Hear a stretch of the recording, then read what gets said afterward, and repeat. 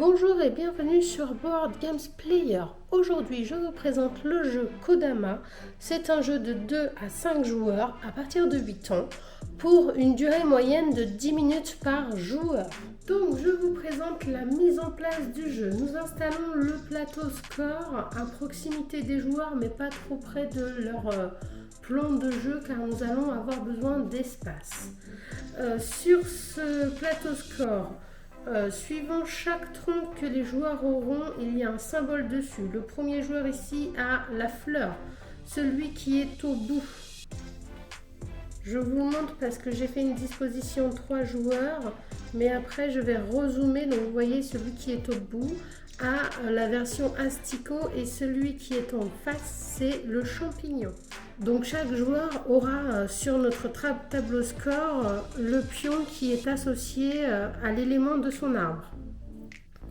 On les place sur le 0. Nous allons avoir 3 saisons pour jouer. La saison printemps qui a 4 manches, la saison été qui a 4 manches aussi et la saison automne qui a 4 manches. À la fin de la dernière manche de la saison automne, la partie sera terminée. Celui qui aura le plus de points aura gagné. Nous allons mélanger les cartes printemps, été et automne et nous allons en choisir une au hasard que nous allons disposer à proximité. Au début de chaque saison, nous allons dévoiler la carte qui est activée en fait. Donc au printemps, c'est la carte printemps, à l'été, c'est la carte été et à l'automne, c'est la carte automne. Donc on commence la partie par la carte printemps, je vous la dévoile tout de suite. Cela nous rapportera une petite règle, mais qui sera spécifique vraiment à la saison du printemps.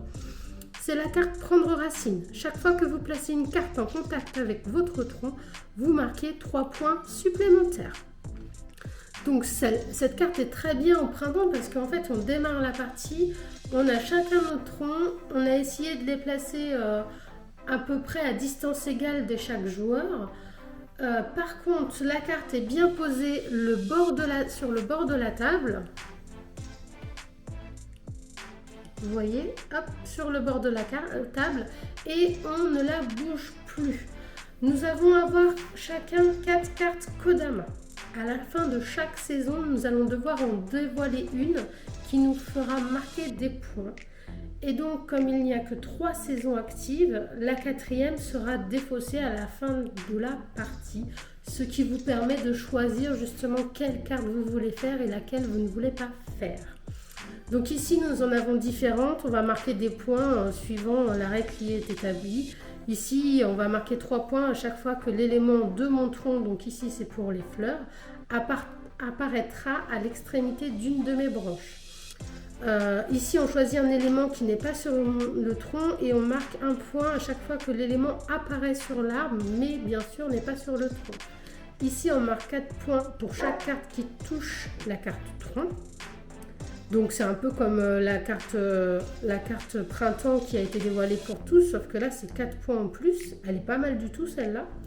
Et ici on marque 2 points par nuage ou par fleur de votre arbre selon ceux qui sont le moins nombreux. Donc celle-là elle peut être bien si on a beaucoup de nuages et de fleurs. Et ça sera celui qui en aura le moins justement qui comptabilisera des points. Mais en fait, si vous avez beaucoup de nuages et pas du tout de fleurs, vous n'allez pas vous faire des points parce que c'est les fleurs qui feront les points ou inversement. Si vous avez beaucoup de fleurs mais pas beaucoup de nuages, c'est les nuages qui vous rapporteront des points. Et si vous n'en avez pas beaucoup, ça ne vaut pas le coup de la jouer cette carte. Peut-être que ça serait utile de la défausser comparée aux autres cartes que vous avez. Donc ces cartes-là, elles restent bien cachées des autres joueurs et on en dévoile une par fin de saison. Donc la partie va commencer avec le jeton premier joueur que nous donnons au joueur qui porte le plus de verts sur lui. Après, vous pouvez très bien décider entre vous qui commence tout simplement. Donc là, on va dire que c'est ce joueur-là qui commence. Il va choisir parmi les cartes branches qui ont été dévoilées, une carte à mettre à son arbre pour prolonger son arbre. Donc là, il va choisir celle-ci parce qu'elle a des fleurs et que sa base contient des fleurs. Et que si on a bien compris, ici on va gagner 3 points supplémentaires pour chaque carte qu'on posera qui touchera notre tronc. Et moi j'ai marqué 4 points pour chaque arbre qui touche votre tronc à la fin de la première manche, ça peut être bien. Ou sinon, marquez 3 points à chaque fois que l'élément de votre tronc apparaît à l'extrémité d'une de mes branches.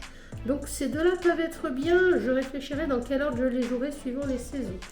Donc pour placer ma carte à mon arbre, il y a différentes règles à respecter.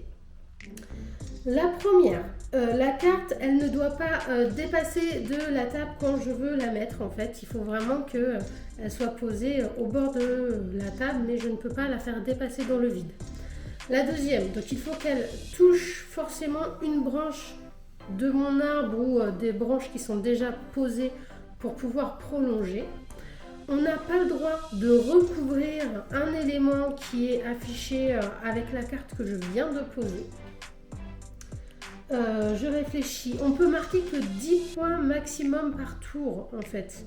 Donc si je pose une carte et que ça me fait marquer 12 points, ben, je ne pourrai pas la poser à cet endroit-là. Il faudra que je trouve un autre endroit pour la poser ou que je marque 11 points, hein, peu importe. Le maximum c'est 10, sauf si une des cartes saison nous révèle une autre règle. Et alors là, on appliquera cette règle justement. Ensuite, dernière petite règle, la carte que je pose n'a le droit de toucher qu'une seule carte, que ce soit ma carte arbre ou les autres cartes que j'aurai posées au fur et à mesure de la partie. Donc bien faire attention, une fois que la carte est posée et que les points sont comptabilisés, nous ne pourrons plus la changer de place. Donc là, je vous montre par exemple, soit je la fais toucher par la mini branche ici, mais je vais la faire toucher hop, ici.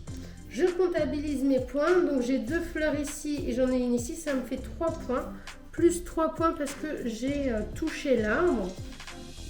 Donc ça me fait 6 points, je mets mon petit pion aux 6 points, je dévoile une nouvelle carte pour les joueurs suivants. La partie continue. Donc voilà un petit extrait de partie, en fait on est au 3e tour qui va commencer, le premier joueur va choisir sa carte. Donc là pour la placer, il ne pourra pas par exemple la placer comme ceci car elle toucherait 2 cartes. Il pourrait la placer vraiment comme ceci, mais il faut faire vraiment attention qu'elle ne touche pas cette carte là et qu'elle ne dépasse pas ici. À la rigueur, ça serait plus logique, voilà, qu'il la superpose comme ça. Et donc, on comptabilise les points à chaque fois. Quand on arrive à la fin de la phase printemps, cette carte sera défaussée, la carte printemps sera finie. On dévoilera une de nos cartes Kodama qui nous rapportera un certain nombre de points. On avance au nombre de points et on passe le petit jeton au score été et nous dévoilons la carte été. À chaque fois, la partie continue comme ça. Il faut faire attention parce que nos branches peuvent aller très très loin. Je vous fais un petit exemple de 2 joueurs. D'où l'importance de bien se mettre à distance à peu près égale entre tous les joueurs. Car ce joueur-là ne pourra pas poser la carte ici comme ça, car elle touchera celle-là.